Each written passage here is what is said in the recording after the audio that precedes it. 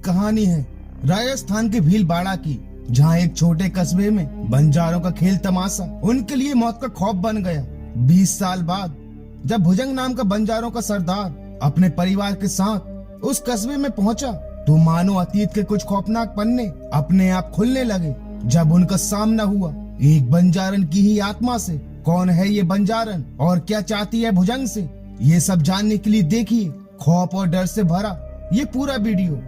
Episode की शुरुआत होती है और हम एक आदमी को रात में अपने घर जाते हुए देखते हैं, पर तभी उससे एक औरत दिखाई देती है। वो सोचता है कि इतनी रात को ये मौड़ी यहाँ क्या कर रही है, और जब वो उसके पास जाता है तो उस लड़की के चेहरे को देखकर वहां से भागता है, क्योंकि वो जान चुका था कि ये लड़की नहीं एक आत्मा है।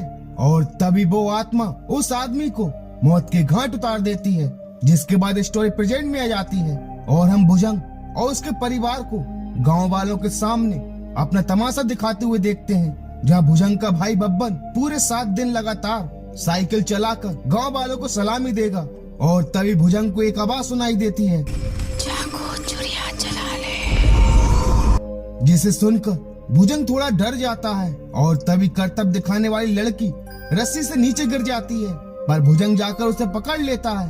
और भुजंग का बेटा सूरज अपनी आंखों पर पट्टी बांधकर जब एक साथी के सिर पर रखे सेवफल पर निशाना लगाने वाला ही होता है कि तभी उसका साथी जोर जोर से चिल्लाने लगता है। और जब वो उस बॉक्स से बाहर निकलता है तो उसके पूरे शरीर पर खरोंचने के निशान थे। किसी को कुछ समझ नहीं आता कि ये कैसे हुआ। वहीं जब भुजंग भी अपना चाकू वाला करतब दिखाने वाला था, तो उसे फिर से वही आवाज सुनाई देती है, जागो चुरिया चला ले। और उसका हाथ भी कट जाता है। पर ये तो बस शुरुआत थी, पर आगे जो भी उनके साथ घटने वाला था वो इससे भी भयावह था। वहीं रात को जब बब्बन अपनी साइकिल चला रहा होता है, तो भुजंग उससे कहता है कि भाया तू तो बिना रोके रात दिन अपनी साइकिल चलाएगा, तो मैं थारे वास्ते रोटियां लेकर आता हूँ, अपना ध्यान रखना। वहीं जब बब्बन अपने डेरे की तरफ जा रहा था कि तभी कोई उसके ऊपर चाकू से वार करता है, पर उसे कोई दिखाई नहीं देता। और वो अपने डेरे में वापस आकर अपनी माँ से मिलता है, जिन्हें जादू टोने में महारत हासिल थी। वो भुजंग से कहती हैं कि मुझे यहाँ ठीक नहीं लग रहा, हमें इस गांव को छोड़कर जाना होगा।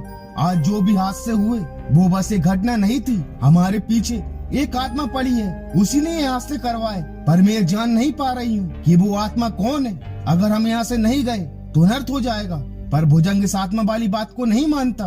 वहीं जब बब्बन अपनी साइकिल चला रहा होता है कि तभी वो आत्मा आकर बब्बन को परेशान करने लगती है। उसकी साइकिल उल्टी दिशा में घूमने लगती है और साइकिल की चेन बब्बन के शरीर पर लिपट जाती है और बब्बन उसी बॉक्स में बंद हो जाता है।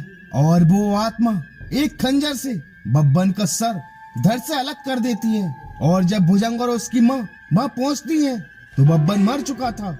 जब भुजंग कहता है कि माँ ये किसने किया होगा, अगर गांव वालों को पता चल गया तो वो हमें इस गांव से निकाल देंगे। जहाँ उसकी माँ कहती है कि मेरे पास एक रास्ता है जिससे हम गांव वालों से बच सकते हैं, हमें बब्बन की लाश को जंगल में दफनाना होगा। और भुजंग ऐसा ही करता है। वहीं अगली सुबह भुजंग फिर से अपना तमाशा शुरू कर देता है और गांव वालों से कहता है कि मेरे भाई बब्बन की तबीयत खराब हो गई है, इसलिए आज मेरा बेटा अगले 6 दिन तक साइकिल चलाएगा और आज मैं ऐसा खेल दिखाऊंगा जो आपने आज तक नहीं देखा होगा।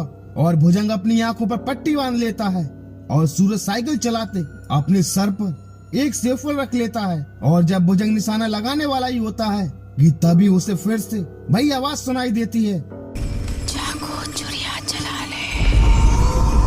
और निशाना चूक कर सूरज के गले में लग जाता है।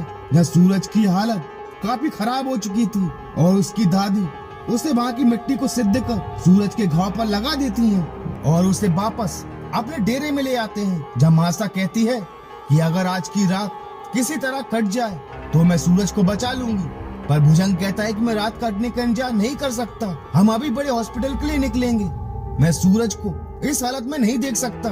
पर मासा कहती है कि नहीं भुजंग, आज की रात नहीं, आज की रात खतरे की रात है। पर भुजंग नहीं मानता और पूरा परिवार अपनी बैलगाड़ी पर बैठकर बड़े शहर की तरफ निकल जाते हैं। पर रास्ते में बैल आगे बढ़ना बंद कर देते हैं, क्योंकि उन्हें किसी आत्मा का आभास हो रहा था। और गाड़ी चलाने वाला आदमी भी डर के मारे वहाँ से भाग जाता है। जब मासा कहती है कि अब हमें यहीं डेरा लगाकर रात बितानी होगी और डेरा लगाने के बाद मासा डेरे के चारों तरफ अपनी सिद्धि से रेखा खींच देती हैं ताकि वो आत्मा अंदर प्रवेश ना कर सके। और भुजंग से कहती हैं कि जाकर लकड़ी ले आ, मुझे पूजा करनी है। और वो उसे एक ताबीज देती हैं उसकी रक्षा के लिए। और भुजंग लकड़ी लेने के लिए चला जाता है और तभी उसे किसी के चलने और पायलों की आवाज आती है, पर उसे कोई दिखाई नहीं देता। और तभी उसे एक जोर का धक्का लगता है और उसका ताबीज नीचे गिर जाता है। यह भुजंग कहता है कि कौन है मेरे सामने है। और भुजंग लकड़ियां बांधकर जैसे ही जाने वाला था कि तभी उसे एक औरत दिखाई देती है और वो उसका पीछा करने लगता है। वहीं वो आत्मा उस खींची रेखा की वजह से डेरे के अंदर प्रवेश नहीं कर पाती। वहीं कालिंदी और उसकी बेटी भुजंग के नहाने की वजह से काफी परेशान थी क्योंकि उसे गए हुए काफी देर हो चुकी थी। और कालिंदी अपनी बेटी को एक खंजर देती है और कहती है कि भाई का ध्यान रखना और जब तक मैं ना आऊं तब तक दादी सा के साथ ही रहना।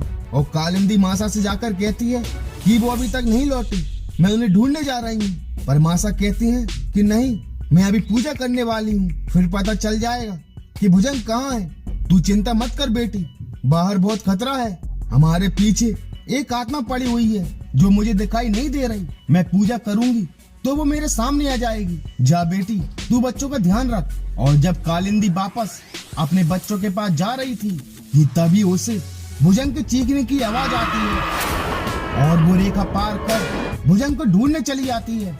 वहीं भुजंग को वो औरत दिखाई देती है और धुएं में गायब हो जाती है। और भुजंग फिर से उसे देख पाता है और वो उसका पीछा करता है। वहीं दूसरी ओर काफी तेज हवा के चलते वो रेखा मिट जाती है और मासा का तंबू जोर जोर से हिलने लगता है। और तभी उन्हें कुछ दृश्य दिखाई देते हैं कि कालिंदी और भुजंग मुसीबत में पड़ चुके हैं। और जब मासा तंबू से बाहर निकलती है तो रेखा मिटी हुई थी और वो समझ जाती है कि अब बड़ा अनर्थ होने वाला है। और वो भी दोनों को ढूंढने जंगल की ओर निकल जाती हैं। वहीं कालिंदी के सामने उस बंजारन की आत्मा आ जाती है और कालिंदी को मौत के घाट उतार देती है और कालिंदी का मंगलसूत्र निकाल कर फेंक देती है। वहीं सूरज भी काफी तड़पने लगता है और उसकी बहन सीधा अपनी दादी के पास जाती है, पर दादी तो नहीं थी। और जब वो वापस सूरज के पास आती है तो सूरज गायब था और उसे अपने तंबू के बाहर किसी की परछाई दिखाई देती है, जिससे सूरज की बहन काफी डर जाती है और वो भागकर गाड़ी के नीचे छिप जाती है। पर वो गाड़ी भी ऊपर नीचे होने लगती है। वहीं भुजंग को भी वो आत्मा खींचकर घसीटने लगती है और भुजंग एक पेड़ से बंधा हुआ मिलता है। और तभी उसके सामने वही आत्मा आ जाती है, जिसे देखकर भुजंग कहता है कि तू तो मर चुकी है, देख मेरी कोई गलती नहीं थी। और तभी हमें पास्ट में दिखाया जाता है कि वो आत्मा एक बंजारन ढीमरी की आत्मा है। भुजंग और ढीमरी एक दूसरे से प्यार करते थे और शादी भी करना चाहते थे। दोनों को अपने कर्तव्य दिखाने में भी महारत हासिल थी। दोनों का निशाना कभी चूकता नहीं था। वहीं भुजंग की माँ उससे कहती है कि कबीले का सरदार अपनी बेटी कालिंदी का ब्याह तुझसे करना चाहता है और तुझे कबीले का सरदार भी बनाना चाहता है। क्या तू कालिंदी से ब्याह करेगा? जहाँ भुजंग कहता है कि हाँ मैं करूंगा, पर माँ जी कहती है कि फिर ढीमरी का क्या होगा, तू तो उससे शादी करना चाहता है। पर भुजंग कहता है कि मैं ढीमरी से प्यार नहीं करता और ना ही उससे शादी करूंगा, तू सरदार से ब्याह की बात कर ले। और उनकी बात ढीमरी ने भी सुन ली थी। वहीं जब दोनों अपने कर्तव्य दिखाने वाले थे कि तभी ढीमरी कहती है कि कल रात मैंने तेरी बात सुन ली थी कि तू मुझे छोड़ कालिंदी से ब्याह करना चाहता है। देख, अगर तूने मुझे धोखा दिया तो तेरे लिए अच्छा नहीं होगा। मैं सरदार और पूरे कबीले को जाकर बता दूंगी कि तूने मेरे साथ क्या क्या किया। और जब दोनों अपने कर्तव्य दिखा रहे थे तो ढीमरी का निशाना बिल्कुल सही जगह लगता है, पर भुजंग जानबूझकर अपना निशाना ढीमरी के गले पर मार देता है और ढीमरी को अपने रास्ते से हटा देता है। और ढीमरी ये देखते हुए मर जाती है। और आज ढीमरी की आत्मा भुजंग और उसके परिवार से बदला ले रही है। और जैसे ही ढीमरी भुजंग को मारने वाली होती है कि तभी मासा आकर ढीमरी को रोक लेती है और भुजंग को खोलकर वहां से जाने को कहती है। और भुजंग वहां से भाग जाता है, पर ढीमरी अपनी शक्ति से मासा को भी घायल कर देती है। और तभी भुजंग की बेटी भी अपनी दादी के पास आ जाती है। वहीं जब भुजंग भाग रहा होता है कि तभी ढीमरी भी फिर से उसके सामने जाती है। और जिस तरह भुजंग ने ढीमरी को मारा था, उसी तरह ढीमरी भी भुजंग को मौत के घाट उतार देती है और अपना बदला लेने के बाद ढीमरी की आत्मा को मुक्ति मिल जाती है। भुजंग ने ढीमरी को इसी गांव में मारा था और उसकी आत्मा यही कैद होकर रह गई थी। और 20 साल बाद जब भुजंग वापस इस गांव में आया तो ढीमरी की आत्मा ने उससे अपना बदला लिया। और ये स्टोरी भुजंग की बेटी ने केएफ फाइल्स की टीम को बताई, जिसे उसकी दादी बचाकर ले आई थी। और बाद में उन्होंने इस खेल तमाशे से भी दूरी बना ली। और इसी के साथ एक बंजारन की अशांत आत्मा इस एपिसोड का दी एंड हो जाता है। And thank you so much for watching this video.